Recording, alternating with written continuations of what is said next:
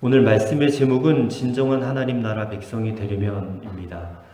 오늘부터 출애굽기를 읽어나가기 시작하겠습니다.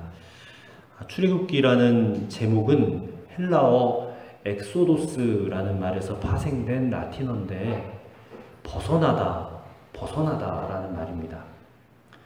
즉 애굽에서 벗어나온 기록이다 라는 뜻이 출애굽기입니다.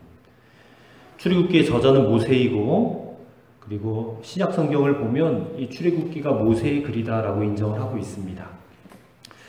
출애굽기는 대략 4가지의 큰 사건을 다루고 있는데요. 첫 번째는 이스라엘 백성들이 애굽에서 나오는 사건입니다. 우리가 다 잘 알죠. 그리고 두 번째는 시내산에 도착해서 하나님과 언약을 맺는 사건입니다. 그리고 세 번째는 율법이 이제 수여되는 사건이고요. 그 다음에 마지막으로는 성막을 짓게 하는 사건입니다. 그래서 출애굽 사건, 시내산에서 언약 맺는 사건, 율법이 수여되는 사건, 성막을 짓는 사건.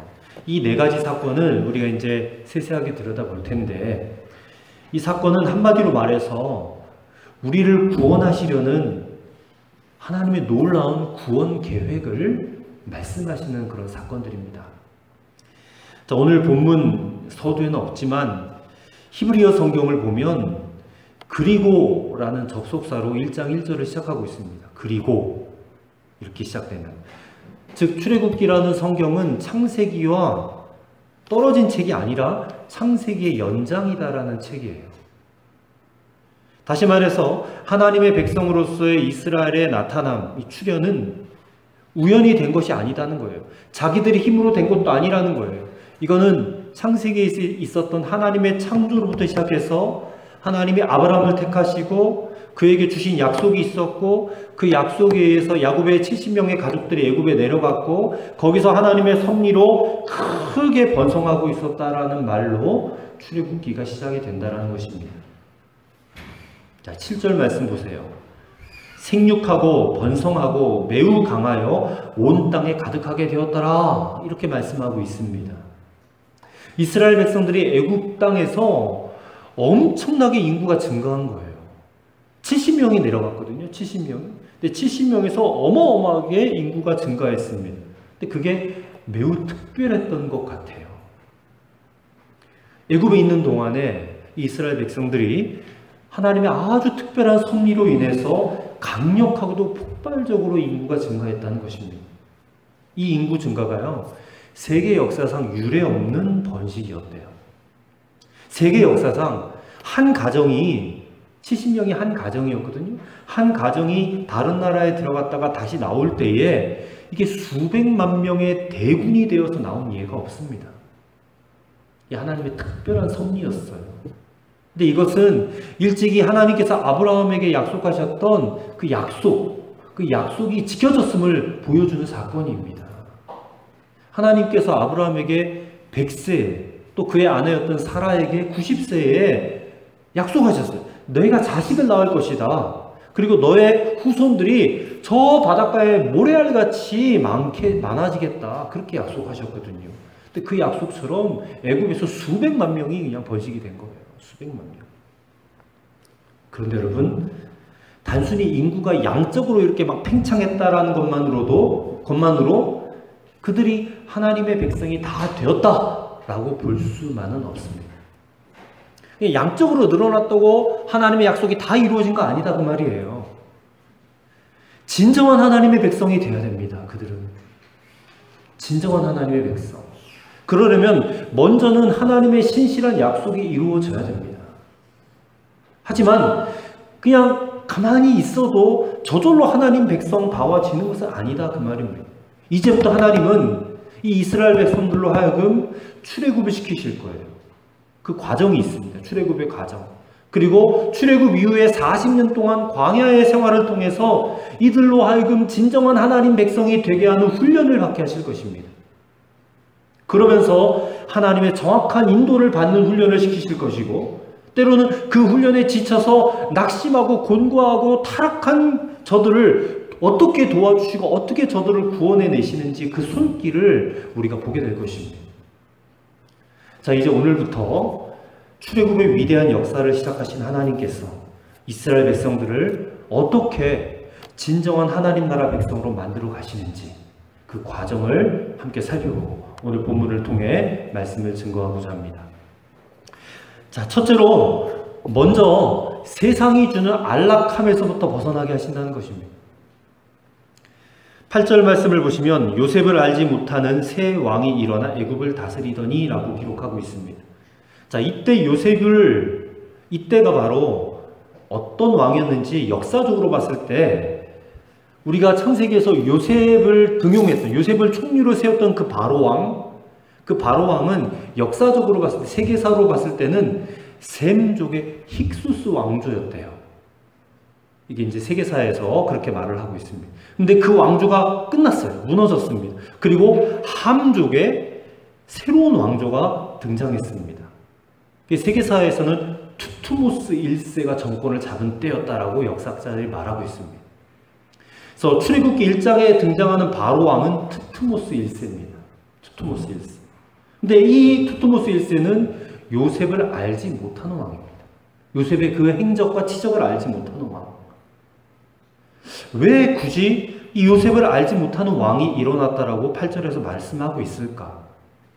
이것은 이제 이스라엘 백성들이 애굽에서부터 나갈 때가 되었기 때문이라는 거예요. 그래서 하나님께서 그들의 환경을 지금 변경해 나가고자 하는 그런 지금 하나님의 섭리가 있다라고 우리가 볼 수 있는 것입니다. 애굽의 왕이 요셉의 치적과 은혜를 완전히 모른다라고 할 수는 없습니다. 왜냐하면 그들도 역사를 배우기 때문에 결코 요셉이 총리가 되어서 그들에게 베풀어준 은혜를 모르는 사람이 아니에요. 하지만 현재의 정치적인 실리를 취하기 위해서 일부러 지금 요셉의 그 치적과 은혜를 모른 척하고 있는 것입니다. 그렇게 하기 시작했다는 거예요. 자, 10절 말씀해 보세요. 자, 우리가 그들에게 대하여 지혜롭게 하자. 두렵건대 그들이 더 많게 되면 전쟁이 일어날 때에 우리 대적과 합하여 우리와 싸우고 이 땅에서 나갈까 하노라. 지금 그들은 요셉의 가족, 즉 번성하는 이 이스라엘 백성들을 잠재적인 위협 요소로 보기 시작했다는 것입니다. 그래서 혹시 전쟁이 일어났을 때에 나라가 막 혼란해지잖아요. 그럴 때 저들이 저 밖에 있는 적들과 동맹을 맺고 이 애굽을 무너뜨리지 않을까 하는 걱정을 하기 시작했다 그 말입니다. 그래서 바로가 취한 정책이 뭐냐면 이스라엘 백성들을 박해하기 시작한 거예요. 세 가지 박해 정책을 실시하고 있습니다. 첫째는 노역을 심히 강화시킨 것입니다. 노역을 왜 강화시키냐면 일하느라 지쳐가지고 아이를 낳지 못하게 만들려고 그렇게 하는 거예요. 노예처럼 이스라엘 백성들을 동원해서 국고성 비돔과 라암셋을 건축하게 합니다. 근데 그러면 그럴수록 이스라엘은 점점 더 강해지고 점점 더 번성해져 갔다고 12절에 말씀하고 있죠. 그래서 두 번째 정책은 유아 살해 정책을 세웁니다. 히브리 산파들에게 여인을 그 해산을 돕다가 남자아이는 죽여버려라. 그렇게 은밀히 지시합니다. 근데 히브리 산파들이 말을 듣지 않죠. 그리고 세 번째는 아예 그냥 공개적인 말살 정책이에요. 남자아이가 태어나면 무조건 나일강에 던져버려라. 이렇게 세 가지 정책을 가지고 지금 박해하기 시작한 것입니다. 우리가 이런 사실들을 이렇게 겉으로만 보면 참 이스라엘 백성들 큰일 났잖아요. 굉장히 절망적인 상황에 처해 있잖아요. 왜 우리가 이런 절망적인 상황에 몰려야만 되는가? 아마 그들은 탄식하고 또 탄식했을 것입니다. 하지만 이 바로 왕의 이 정책을 하나님이 사용하시는 거거든요. 하나님이 사용하시는 거예요. 다시 말해서 이스라엘 백성들이 지금 당하고 있는 고통은 하나님께서 그들을 출애굽시켜가지고 그들이 약속한 땅, 그들에게 약속한 가나안 땅으로 들이기 위해서 반드시 필요한 준비 과정이었다는 것입니다. 만약에요, 애굽에서 그들이 430년을 살았는데 이 430년 애굽에 살면서 그들이 영적으로 바로 서 있었더라면 충분히 애굽과 전쟁해가지고 스스로의 힘으로 출애굽할 수 있었을 거예요. 왜냐하면 이스라엘에게 있어서 애굽은 그들이 영원히 살아갈 땅이 아니라 잠시 동안 번성하기 위해서 빌린 터전이었기 때문에 그래요. 근데 이제 그들이 번성했거든요. 번성했으니까 이제 하나님의 원래 계획대로 가나안으로 돌아가는 것이 마땅했습니다. 그런데 이스라엘 백성들의 영적인 상태가 그렇지 못했습니다. 그들의 마음속 깊이 자리 잡고 있는 생각이 있었어요. 그래도 여기가 좋지. 얼마나 좋아.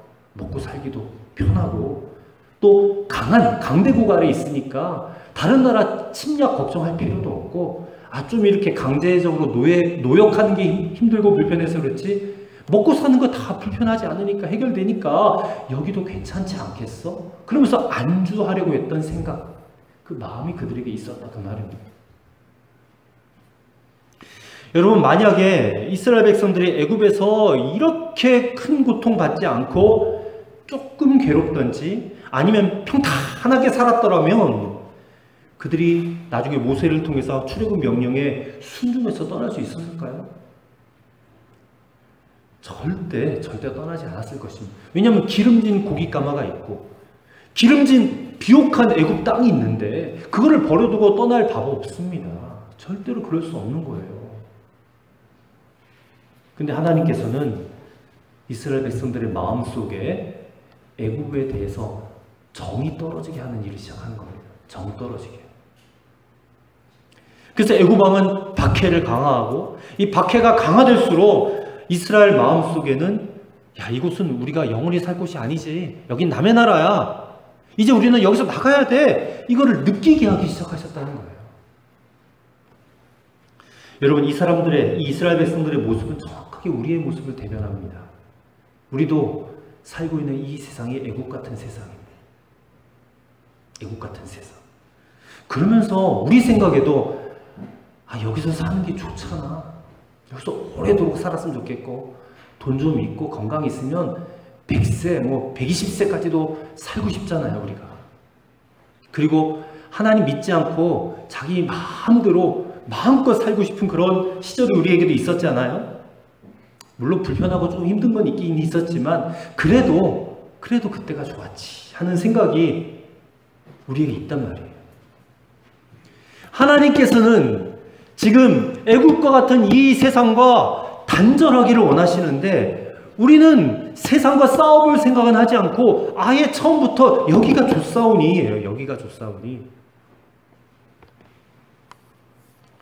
내가 아무리 하나님을 믿어도 내 이 타고난 성격은 안 바뀌어. 내가 지금까지 즐겨왔던 어떤 세상 향락 이런 거 난 절대 못 끊어. 이런 소리를 하고 있는 겁니다. 여러분, 이런 것들이 다 우리 안에 여전히 끊어지지 않고 있는 죄의 노예 근성입니다. 여러분, 애굽은 우리가 있어야 될 곳이 절대 아닙니다. 애굽의 대변에 비유되는 이 세상은 우리가 영원히 거주할 곳이 아닙니다. 이곳은 잠시 머물 곳입니다. 그리고 우리가 결국 들어가야 될 곳은 어디입니까? 하나님 나라입니다. 하나님 나라. 우리는 이 땅에 살지만 잠시 잠깐 사는 것이고 우리가 들어갈 저 영원한 하나님 나라 우리가 계속 쳐다보고 살아가야 돼요. 그러려면 이 세상이 주는 안락함에서 정을 떼야 됩니다. 그러려면 우리 안에 있는 죄에 대한 노예 근성을 끊어내야 돼요. 끊어내야 돼요. 하나님께서 그것을 위해서 우리에게 행하신 특단의 조치가 무엇입니까? 바로 당신의 아들 예수 그리스도를 십자가에 매달아 죽인 사건입니다. 우리를 세상에서부터 끊어내기 위해서 예수님을 십자가에 못 박아 죽이셨다는 거예요. 그리고 예수님을 믿고 그분을 마음에 모시고 그분과 함께 동행하며 살면 이 세상을 벗어나 하나님 나라 바라보고 그 나라 추구하며 살아갈 수 있게 될 것이다 라고 하나님이 우리를 이끌어 가신다는 거예요. 사랑하는 성도 여러분, 오늘 저와 여러분 안에 여전히 끊어지지 않는 이 애굽의 정이 있습니까? 세상 유혹이 있습니까? 오늘 내가 예수님을 더 믿고 더욱 예수님 믿고 더욱 예수님께 순종함으로 그 정을 끊어내시기를 간절히 바랍니다. 애굽은 우리가 살 땅이 아니에요. 영원히 살 땅이 아니다. 둘째로 하나님께서는 위기 중에서도 구원을 위한 준비를 해놓고 계시다는 겁니다. 이스라엘 백성들이 지금 바로 왕의 핍박을 당하면서도 점점점 인구가 번성해 나가는 거예요. 계속해서 번성해 나갑니다. 그래서 이제 남자아이를 낳으면 다 죽여버려라 명령이 떨어졌어요. 이 남아 살해 명령은 이제 이스라엘 자손의 씨를 말려버리겠다라는 것이잖아요. 근데 하나님께서는 절대로 당신의 백성을 그렇게 멸망하도록 내버려 두지 않으십니다. 하나님은 이때를 대비해서 믿음의 사람을 준비해 놓으셨어요. 그 사람들은 바로 히브리 산파들입니다. 바로 십브라라는 여인과 부하라고 하는 여인입니다. 십브라와 부하. 15절 말씀에 나와 있죠. 이 십브라와 부하라는 사람, 그 이름의 뜻이, 십브라라는 사람의 이름은 아름답다라는 의미고 부하라는 사람의 이름은 수려하다라는 그런 의미입니다. 이 사람들이 그 이름의 의미대로 정말 하나님을 경외하였던 믿음의 사람들입니다. 바로 왕의 명령이 떨어졌죠. 어명이 떨어졌는데 지금 그 명을 어기고 남자애들을 죽이지 않았습니다. 애굽에서 왕의 명령 어기면 바로 죽음입니다. 왜냐하면 애굽에서 바로는 거의 신급이에요. 아니, 완전 신입니다. 바로 왕은 신이에요. 근데 그 신이라고 자처하는 바로 왕을 그들이 두려워하지 않고 그들은 하나님을 두려워하는 순교자적인 믿음의 사람들이었어요. 17절 말씀 보세요. 그러나 산파들이 하나님을 두려워하여 애굽 왕의 명령을 어기고 남자 아기들을 살림질을 했습니다. 그들이 누구를 두려워했어요? 바로 왕 두려워하지 않았어요. 그들은 하나님을 두려워했어요.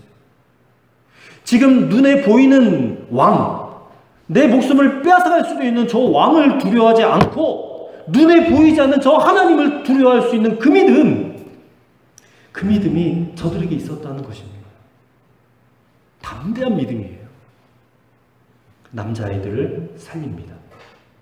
여러분, 우리 눈에 보이지 않지만 하나님이 느껴지고 그 하나님의 말씀을 듣고 그 하나님의 인도하심을 받으니까 그것이 능력이에요. 그것이 믿음이라는 것입니다. 여러분, 이 믿음은 세상이 감당하지 못하는 믿음이에요. 그 히브리서 11장에 나오지 않습니까? 세상이 감당하지 못할 믿음의 사람. 우리가 이런 믿음을 본받아야 됩니다. 그래서 바로 왕이 산파들을 부릅니다. 추궁하려고. 18절 말씀에 너희가 어찌하여 이같이 남자 아기들을 살렸느냐? 그러자 19절에 산파들이 대답합니다. 히브리 여인은 애굽 여인과 같지 아니하고 건장하여 산파가 그들에게 이르기 전에 해산하였더이다. 이렇게 말해요. 여러분, 거짓말 같지만 이건 사실입니다. 그리고 지혜로운 대답입니다. 그들은 지금 이 사실에 근거해서 차분하고도 담대하게 보고하고 있습니다. 죽을지도 모르는 그런 상황 속에서 하나님께서 지혜를 주신 거예요. 그 산파들에게. 20절 말씀해 보니까 하나님이 산파들에게 은혜를 베푸셨다 했어요. 그리고 하나님의 백성은 점점 더 왕성해졌다라고 말씀하고 있습니다. 하나님이 하셨어요. 하나님이 히브리 산파들에게 지혜를 주셨고 하나님이 히브리 산파들에게 은혜를 주셨습니다. 또 그들이 하나님을 경외하고 하나님의 백성을 끝까지 지키는 일에 자기 목숨을 걸고 목을 내걸고 아이들을 지켰잖아요. 그 산파들을 하나님께서 내버려 두시겠어요? 그들의 집안을 축복하십니다. 흥왕하게 하셨어요. 그들의 가문을 대대로 축복해 주셨습니다. 21절 말씀에 나오지 않습니다. 하나님께서는 당신을 위해서, 당신의 하는 그 일을 위해서 목숨 걸고 순종하는 이들에게 반드시 축복하십니다. 우리가 이 사실을 여기서 깨닫게 돼요. 그래서 22절에 바로가 아들이 태어나거든 이제는 나일강에 던져버려라 명령을 합니다. 하나님께서 드디어 모세가 태어나게 하시는 거죠. 이제 2장에서 나오겠지만 그의 어머니가 석 달을 숨겨서 키우다가 더 이상 감추어 기를 수가 없는 거예요. 그래서 갈대 상자를 만들어 가지고 역청을 발라서 물에 새지 않게 해서 나일강에 띄워 보내잖아요. 근데 그때 또 준비된 여인이 있었습니다. 누굽니까? 바로 왕의 공주입니다. 공주. 나일강에 목욕하러 나왔다가 우는 아이 소리를 듣고 히브리 아이구나라는 것을 알고 불쌍히 여겨가지고 그 마음에 또 불쌍히 여기는 마음이 들어온 거예요. 그래서 둥둥 떠내려오는 갈대 상자를 꺼내어 가지고 그 안에 있는 아기 모세를 품에 안습니다. 그리고 히브리 여인 중에 유모를 데려와라. 역사적으로 봤을 때요, 당시 투트모스 1세라고 그랬죠. 바로 왕이 아들이 없었대요. 그리고 그의 딸, 바로의 공주죠. 그의 딸 핫셉수트라고 합니다. 그리고 배다른 형제였던 투트모스 2세라는 사람이 있었는데 결혼을 시켜가지고 왕위를 계승하려고 했는데 그들에게도 아들이 없었대요. 그 왕족에 아들이 없는 겁니다. 왕위를 잇지를 못하는 거예요. 근데 이런 와중에서 모세를 나일강에서 건져낸 것은 이 공주에게 크나큰 행운이었습니다. 이 모세로 하여금 그 다음 왕위를 이어나갈 수 있게 했던 거죠. 그들의 생각에. 물론 그건 하나님의 계획은 아니지만. 어쨌든 모세를 낳았던 그 어머니 요게벳이 유모로 뽑혀가지고 모세를 양육하게 되는 것입니다. 모세는 애굽의 왕자가 되고 그의 어머니 요게벳은 자기 아들을 젖먹어서 기르면서 돈을 받는, 대가를, 삭슬 받는 복을 받게 되는 것입니다. 그가 바로의 공주의 아들이 되어서 애굽의 왕궁에 들어가게 되고 애굽의 학술을 배우게 되었고 마침내 그가 이스라엘 민족을 430년의 종살이에서 또 구원해낼 하나님의 일꾼이 되는 것입니다. 여러분, 모두가 절망하고 있던 그 시대에도 하나님은 역사하고 계세요. 일하고 계신다는 거예요. 오늘도 우리가 알게 모르게 하나님은 일하고 계세요. 우리의 삶이 한 치 앞도 모를 정말 암담하고 어두운 그런 현실 같지만 하나님은 우리를 그냥 내버려 두고 계신 것이 아니라 여전히 하나님은 하나님의 일을 하고 계시다는 거예요. 이걸 믿어야 됩니다. 여러분, 저와 여러분 하나님 나라 백성 아닙니까? 우리를 하나님의 나라로 들여보내기 위해서 우리를 준비시켜가고 있다는 사실을 믿으십니까? 믿으셔야 됩니다. 우리를 그렇게 하나님 나라 백성으로 빚어가기 위해서 또한 하나님께서는 준비된 일꾼들을 부르시고 세우시고 양육시켜서 일하게 하신다는 것입니다. 저는 우리가 소망하기는 저와 여러분이 바로 그 사람들이 되어야 되겠어요. 이 시대를 책임져야 될 일꾼이 되어야 되겠다라는 것입니다. 모세는 히브리서 11장을 보니까 죄악의 낙보다 하나님 백성과 고난받는 일을 선택했던 하나님의 일꾼이라 그랬습니다. 오늘 우리는 하나님께 부름받은 백성들입니다. 그리고 그 일에 쓰임받을 일꾼으로 또한 선택되어진 사람들입니다. 히브리 산파들처럼 모세처럼 하나님의 손에 쓰임받는 일꾼들 되시기를 주의 이름으로 간절히 축원합니다. 세 번째로 하나님 나라 백성은 고난의 담금질을 통과해야지만이 이루어지게 된다라는 겁니다. 고난의 담금질. 탈무드에 보니까 인생은 삶은 달걀과 같다라는 말이 있습니다. 음식들은 대체로 끓이면 끓일수록 부드러워집니다. 이제 달걀은 삶으면 삶을수록 더 단단해집니다. 그래서 히브리인들이 고난을 기억하기 원할 때에 삶은 달걀을 먹는답니다. 자기 민족을 어렵게 만들었던 고난의 역사가 우리 민족을 이렇게 강한 민족으로 만들었구나 라고 하는 그런 신앙의 고백으로 달걀을 먹는다는 거예요. 여러분, 이게 믿음의 백성들의 인생입니다. 고난은 우리 인생을 절대로 틀어뜨리고 망가뜨리는 것이 아닙니다. 더욱더 단단하게 만들어주는 것입니다.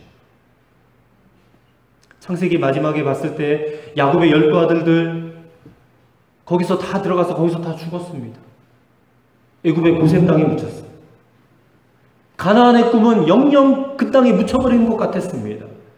이제 이스라엘 백성들이 애굽의 노예 백성으로 전락해서 국고성 비돔과 라암셋을 쌓고 있을 때에 하나님의 나라도 다 끝난 것처럼 보였어요. 태어나는 남자 아기들마다 나일강에 던져질 때에, 그래서 물고기 밥이 될 때에 아마 그 모습을 보면서 사탄은 춤을 췄을 것입니다. 그러나 하나님의 구원 계획은 바로 그 모든 고난의 담금질 속에서 새롭게 시작되고 있었습니다. 고난의 역사 한복판에서 새로운 빛이 솟구쳐 오르고 있었다는 것입니다. 그 담금질을 통과한 백성들, 그 사람들이 바로 하나님 나라를 유업으로 받을 자격이 있는 그런 백성들이라는 거예요. 1956년에 미국에서 한 신문에 기사가 났습니다. 기사의 제목은 이 무슨 낭비인가 예요. 이 무슨 낭비인가. 근데 그 사건이 어떤 사건이냐면 미국 사회를 발칵 뒤집는 사건이었습니다. 미국의 명문대학인 휘튼 대학교를 졸업한, 수석으로 졸업한 짐 엘리엇이라는 친구가 있습니다. 그리고 그의 4명의 친구가 5명이서 남미 에콰도르로 전도하러 들어갔습니다. 아우카족이라는 곳에 전도하러 들어갔는데 들어가자마자 그 인디언들이고 원시인들이잖아요. 그냥 처참하게 창에 찔려가지고 죽은 시체가 됐어요. 복음 한번 전해보지도 못하고. 근데 그게 미국 사회에 보도가 된 것입니다. 근데 참 놀랍게도요, 그 죽은 5명의 부인들이 다시 그 아우카 부족을 찾아가요. 추장이 기가 막혀 하는 겁니다. 그 여인들에게 물었습니다. 아니, 왜 죽음을 두려워하지 않고 우리를 다시 찾아왔는가? 여인들이 대답합니다. 우리 남편들이 당신들에게 주고 싶었던 것을 우리가 주기 위해 찾아왔습니다. 도대체 그게 무엇이냐? 예수님이 당신들을 사랑하신다는 겁니다. 그렇게 말해주고 이 5명의 여인들이 이 아우카 부족을 지극정성으로 섬겨요. 신문사에서 이 무슨 낭비인가 라고 말했던 그 신문사에서 당시 5명의 순교자 중에 짐 엘리엇이라는 그 사람의 부인이, 이 엘리자벳이라고 합니다. 그 부인이 품속에 있던 죽은 남편의 일기장을 펼쳐서 보여줬대요. 근데 그 일기장에 이런 문구가 쓰여져 있더랍니다. 영원한 것을 위해 영원하지 않은 것을 버리는 것은 어리석은 짓도 아니고 낭비도 아니다. 신문기자들이 입을 다물게 했다는 것이에요. 영원한 것을 위해 영원하지 않은 것을 버리는 것은 절대 어리석은 일이 아니다. 거룩한 낭비다라는 거예요. 거룩한 낭비다. 그 죽은 5명 중에 네이트 세인트라는 사람이 있었습니다. 근데 그의 아들이었던 스티브 세인트가 그곳에 선교사로 들어갑니다. 그리고 그들의 어머니들이 섬겼던 그 위에 예수 그리스도의 복음을 전했습니다. 그리고 아버지들을 찔러 죽였던 그들에게 세례를 베풀었어요. 그때 세례를 받은 사람들이 바로 그 자리에서 자기 아버지들을 찔러 죽인 그 창을 이 스티브에게 건네주면서 눈물 어린 회개를 하였답니다. 참으로 감동적인 사건이 일어났죠. 그때 세례받은 5명 중에 4명이 목사가 되었다. 아우카족에. 그리고 1명이 복음전도자로 헌신하게 되었다. 그리고 그 아우카 부족의 모든 사람들이 다 주님께로 돌아오는 놀라운 역사가 일어나게 된대요. 그를 기록한 책이 창끝이란 책입니다. 영화로도 제작이 됐어요. 창끝이란 영화가 있습니다. 굉장히 감동적인 영화. 온 세계에 알려진 사실이 되었습니다. 사랑하는 성도 여러분, 이스라엘 백성들이 왜 이렇게 고난을 받아야만 했는가? 고난을 통해서 하나님의 언약 백성이 되어야 되기 때문에 세상과 철저하게 구별되어진 하나님 나라 백성의 삶이 이 얼마나 위대한 삶인지, 얼마나 숭고한 가치가 있는 삶인지 그것을 깨닫게 하기 위해서 그들에게 고난을 허락하신 거예요. 여러분, 출애굽의 위대한 역사를 시작하시는 이 하나님의 방법을 꼭 이해하실 수 있기를 바랍니다. 우리는 어때요? 우리는 당장의 눈앞의 이익도 포기하지 못하는 사실 연약한 존재들입니다. 그래서 하나님이 우리를 훈련시키시는 것 같아요.